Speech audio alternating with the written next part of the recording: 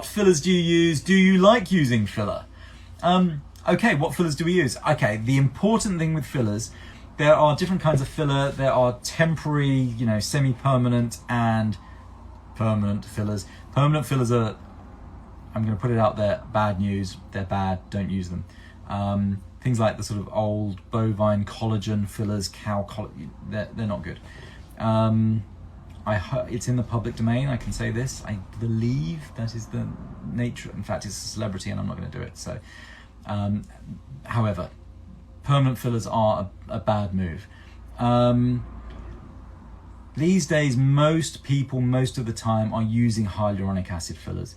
And hyaluronic acid fillers are derived from hyaluronic acid, which is a naturally occurring product. It will fade away. So we inject it and it fades away. Don't see that as a bad thing. That's a good thing. If you think, I do worry about makeup, because if you look at Madonna in the 80s, we would all be, she would have given herself purple eyeliner as, fantastic. Look at me saving myself an hour in the morning. But maybe she doesn't want purple eyeliner now.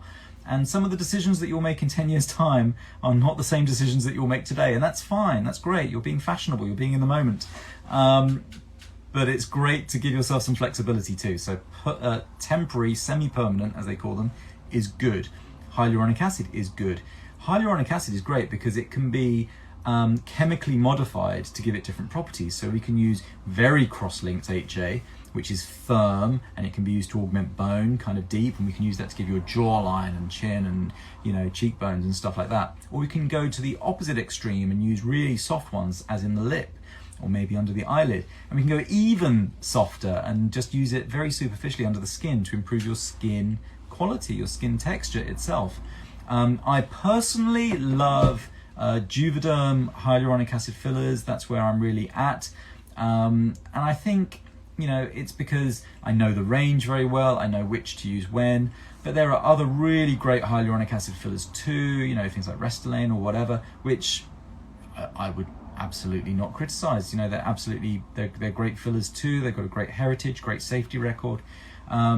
So those are the fillers I use, but I don't have any problem with the others. There is another group of fillers I do quite like as well, and it's not HA based, it's Alonce. And Alonce, most of the filling, so when you look at this stuff, it comes in a gel carrier, and then there's the active ingredient in between. The gel carrier, interestingly, is 80% of the volume, and it dissolves in about a month. So you inject this stuff, and most of what you inject dissolves in a month. But you don't really notice any difference, because what it is doing behind the scenes is it's stimulating you to produce more of your own collagen, not a cow's collagen, your own collagen. And so it's considered to be a biostimulating filler. You can use it just as a normal filler, but if you use it more superficially, it produces a sort of rejuvenating effect on the skin, and we see that. And so sometimes if someone's got kind of crepey skin or thin skin or unfavorable skin, or sometimes just problem areas, the sort of corner of the mouth wrinkles can be really, fine superficial wrinkles can be quite difficult. So that's often a good option there. Do I like using them? I really do like using them, actually. And I would say that the use of fillers has really developed in the last few years, and I'd say the last decade, from put it in, not really, put it in where you see a wrinkle and chase a wrinkle. What's that called again, please? Alonce, E-L-L-A-N-S-E, with a little acute E accent, because it's exotic.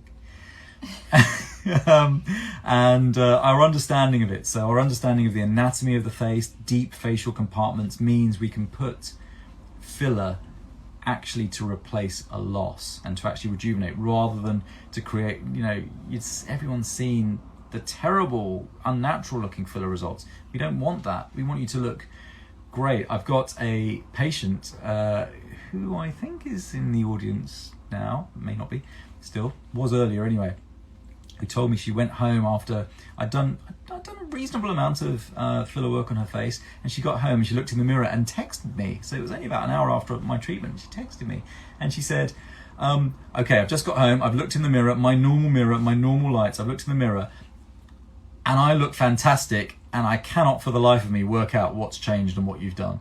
And for me, I love that. That's just ideal where, you know, it's like, yeah, you look great. You look like you've had a really good holiday. And that's our style. Yeah, that's what we go for. Just to try to, you know, look good, look refreshed, don't look done. Yeah. Don't look done or that you need to be done. You know, you should look like you haven't had a treatment and don't need one.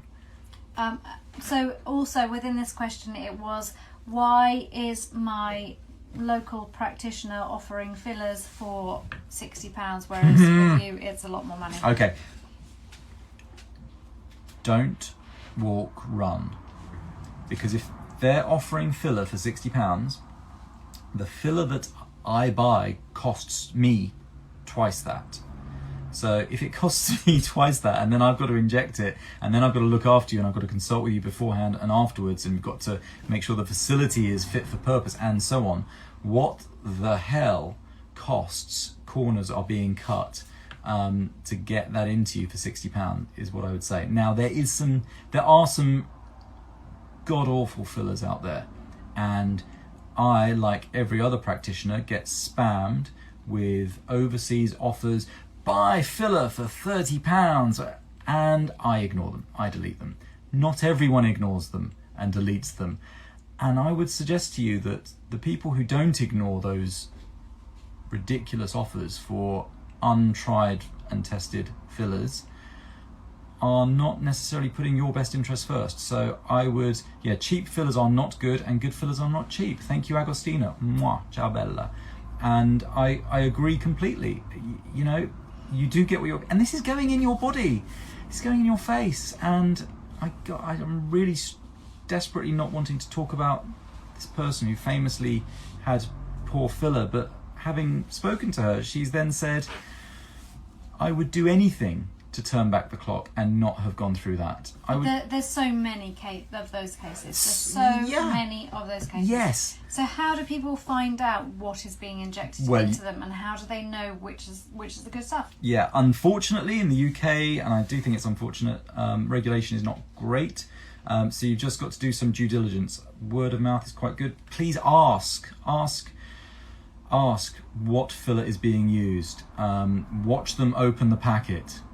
Because another way of cutting corners is to, potentially to split what you're giving to different people, which is, So just watch them open the packet, see what it is. You also hear about expiry dates being a little bit played fast and loose with. Just feel free to look. And it's okay. I think a lot of people would feel really uncomfortable saying to their practitioner, can I just have a look at what you're... It's okay. You are a client. You are a customer. It's okay to say, please may I just have a look. You know what? The expiry I date? get What you is the feeling product? awkward. I get you being... I understand... No, you say that, but I think it can be difficult. Of it can be course it intimidating. can. But what you can But say is, we're I'm telling really... you it's all right. Well, we're telling you it's okay. With us, you can do it. So just feel free, you can do it. If you're going elsewhere, you might be saying something like, oh, I'm really interested. Could I see that?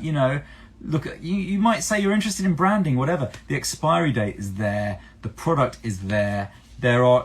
Maybe get your head around in advance which products you're happy with and which ones you're not.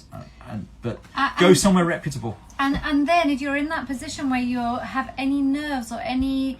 if your instinct if it doesn't feel right, it's okay to say, can I just have a bit more time to think about it? I actually need some more time. Even with surgery, we say to our patients, if you come to us on the day and you're on the table and you're about to go down and you say, I've got second thoughts, that is okay. Yeah. Your money will be refunded. We will not take a penny from you. That is okay. If there are any doubts, do not go ahead. Yeah, but you can... So with surgery, I tell people that they are able to withdraw their decision up until they're anaesthetised, by which time there's a tube down your mouth and it's kind of hard to express your change of heart. So you can, right up to the wire, you can change your mind. You totally can, absolutely. It might be a little bit awkward, but at the end of the day, And you shouldn't experience hard sell at that, but you absolutely shouldn't, and that would be a concern in itself. So there you go.